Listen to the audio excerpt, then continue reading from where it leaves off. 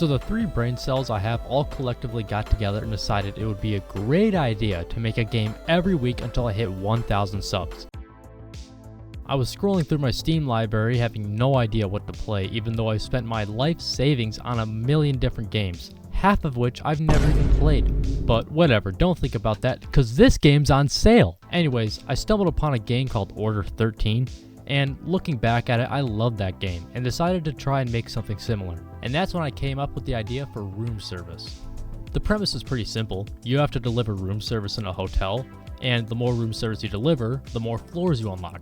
And as these floors get higher and higher, then they get harder and harder to deliver room service to, as there are crazy people just roaming around the halls that will kill you right on sight.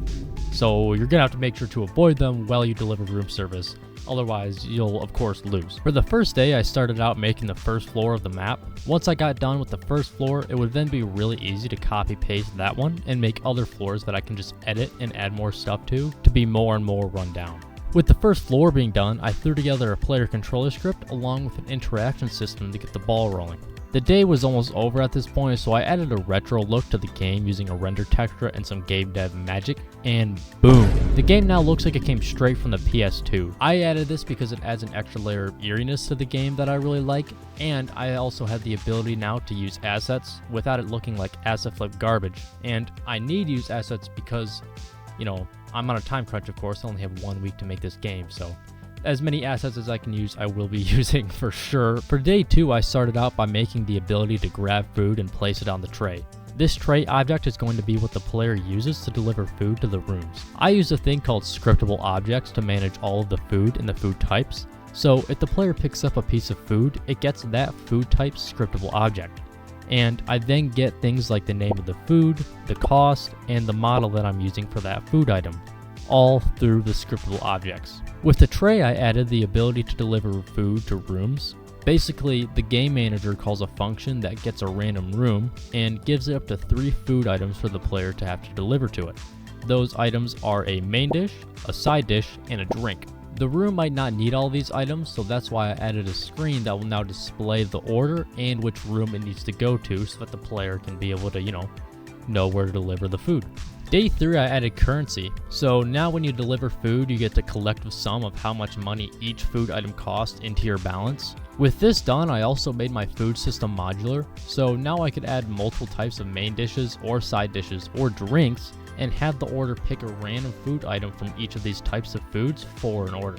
Day 4, I realized if the player delivers food right now, there's nothing refilling the food, so the game just completely breaks with nothing to actually be able to deliver to the rooms.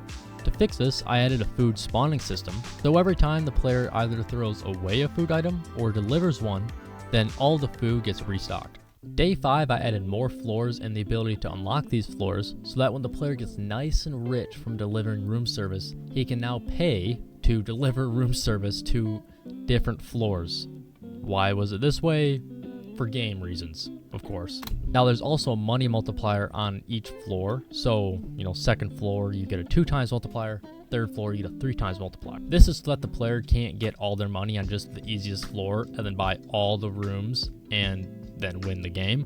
They're going to have to now be forced to go through all the floors, otherwise it's going to be almost impossible to unlock all the floors and the ending without getting that money multiplier. Now days 6, 7, I ended up making the ending, which I'm not going to spoil here, so if you want to see it, then check out the link in the description where I have the game, and you can be able to play it completely for free, by the way. I also ended up spending this time fixing bugs and adding sound effects and polishing the game just to make everything feel really good for the players.